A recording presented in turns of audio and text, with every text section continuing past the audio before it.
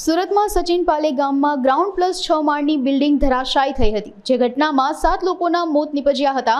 આ અંગે Sachin GIDC police દ્વારા 3 લોકો રાજ રસિક કાકડિયા, રમીલાબેન કાકડિયા અને અશ્વિન વેકરિયા વિરુદ્ધ ગુનો દાખલ કરવામાં આવ્યો હતો। આ બાબતે દસ્તાવેજી પુરાવા સહિત સાહેબોના નિવેદન લેવામાં આવ્યા હતા। પોલીસ દ્વારા આરોપી અશ્વિન વેકરિયાની ધરપકડ કરવામાં આવી છે, જ્યારે અન્ય આરોપી રાજ કાકડિયા હાલ અમેરિકા હોવાથી પોલીસ પકડમાં આવ્યો નથી, તેમજ રમીલા કાકડિયા હાલ ફરાર છે। આ અંગે પોલીસ દ્વારા વધુ તપાસ હાથ ધરવામાં આવી છે। સચિન જીઆઈડીસી પોલીસ સ્ટેશન વિસ્તારમાં પાલી ગામમાં એક કૈલાસ રાજ રેસિડેન્સી કરીને 6 માળનું બિલ્ડિંગ આવેલું હતું, એટલે ગ્રાઉન્ડ પ્લસ 5। એ ગઈકાલે એટલે કે 6 જુલાઈના બપોરે 2:30 વાગ્યાની આસપાસ કોઈ પણ કારણસર ધરાશાયી થઈ ગયું।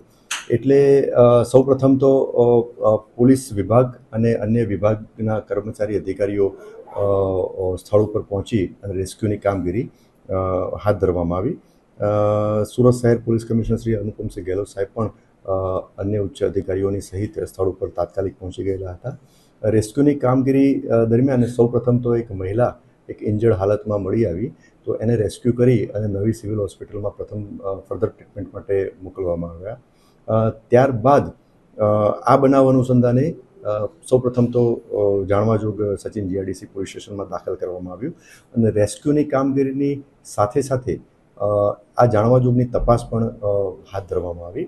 રેસ્ક્યુની કામગીરી દરમિયાન અન્ય 7 ડેડ બોડી પણ મળી આવેલ। એ ડેડ બોડીની ઓળખ કરવામાં આવી। એ જે 7 જે એ બિલ્ડિંગના રહેવાસી હતા, રહીશ હતા, એમાં હીરામણી કેવટ, અભિષેક કેવટ, શિવપૂજન કેવટ, પરવેશ કેવટ, લાલજી કેવટ, અનમોલ શાલિગ્રામ અને બ્રિજેશ ગોંડ એમ કરીને 7 રહીશો હતા કે જે આ કૈલાસ રાજ રેસિડેન્સીમાં ભાડેથી રહેતા હતા અને બધા મજૂરી કામ કરતા હતા। એમની ડેડ બોડી આઈડેન્ટિફાઈ થયા અને એમની પેનલથી પીએમ કરવા માટે હાલમાં નવી હોસ્પિટલમાં કાર્યવાહી ચાલુ છે।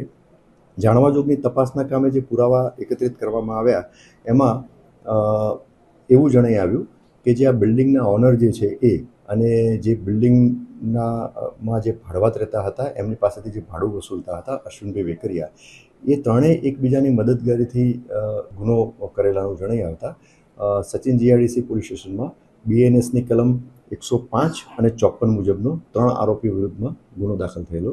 આ 3 આરોપીઓ પૈકી એક રાજ કાકડિયા, બીજા આરોપી એમના મધર રમીલાબેન કાકડિયા અને ત્રીજા આરોપી અશ્વિનભાઈ વેકરિયા એમ કરીને 3 આરોપી વિરુદ્ધમાં ગુનો દાખલ કરવામાં આવ્યો।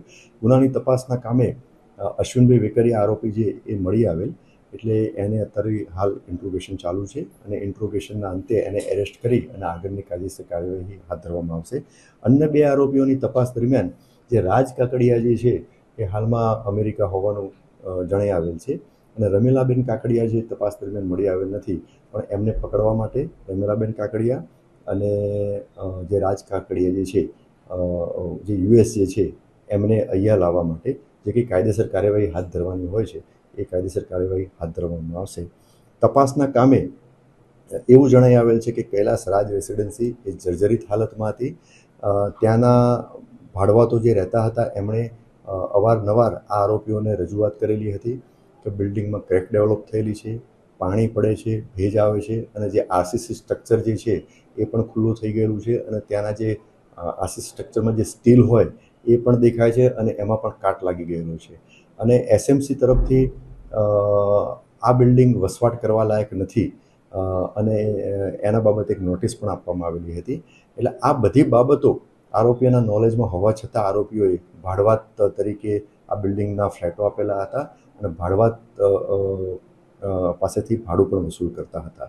એટલે આ આરોપીઓને ક્રિમિનલ ઇન્ટેન્શન હતું, મેન્સરિયા હતો, એ આધારે જ આ 3 આરોપીઓ વિરુદ્ધમાં ક્રિમિનલ કેસ દાખલ થયેલો છે અને આ તપાસ ખૂબ જ ઊંડાણપૂર્વક થાય, ખૂબ જ વ્યવસ્થિત થાય અને તમામ પુરાવા એકત્રિત થાય એ બાબતે સુરત શહેરના પોલીસ કમિશનર શ્રી અનુપમસિંહ ગેહલોત સાહેબે આમ તો સ્થળ ઉપર તો તાત્કાલિક આવી ગયેલા હતા, રાતના મોડા સુધી હતા, સવાર સુધી હતા અને તપાસ પણ ટેકનિકલી વ્યવસ્થિત થાય, એક્સપર્ટનો ઓપિનિયન લેવામાં આવે એ બાબતે પણ જરૂરી સૂચના આપેલી છે।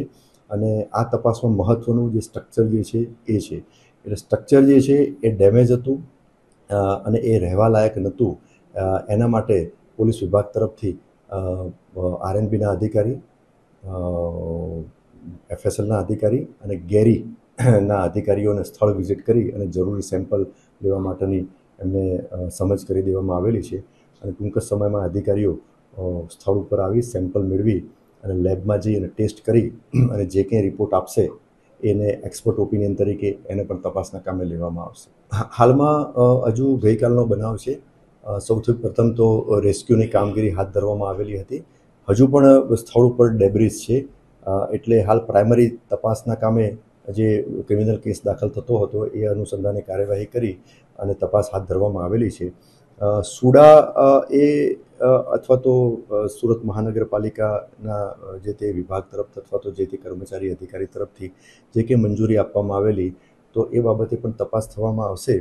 પણ હાલ સુધીની તપાસ દરમિયાન એવું કંઈ એડવર્સ આવ્યું નથી. પણ હાલ પહેલો જ ફર્સ્ટ ડે છે આ તપાસનો અને તપાસ ખૂબ જ ઊંડાણપૂર્વક થશે અને કોઈની પણ બેદરકારી જો જણાઈ આવશે કોઈ પણ વિભાગના અધિકારી કર્મચારી તો એ પુરાવા જે એકત્રિત થયેલા હશે એ ધ્યાને લઈ અને આગળની કાયદેસર કાર્યવાહી ચોક્કસ હાથ ધરવામાં આવે. એટલે હાલની પ્રાથમિક તપાસમાં તો સુરત મહાનગરપાલિકા તરફથી નોટિસ આપવામાં આવેલી એ તપાસ દરમિયાન ડિસ્ક્લોઝ થયેલું છે અને એ નોટિસની નકલ પણ અમે તપાસના કામે લીધેલી છે. પણ એને પછી એને જો રહેવા લાયક બિલ્ડિંગ ના હોય તો એના પછી શું કાર્યવાહી કરવાની હોય છે અને એમને શું કાર્યવાહી કરેલી છે તે વહીવટીતંત્ર તરફથી એ બધું પણ તપાસના મુદ્દાઓમાં આવરી લેવામાં આવશે અને એ આધારે જ આગળની જે ફર્ધર ઇન્વેસ્ટિગેશનની કાર્યવાહી હાથ ધરવામાં આવશે.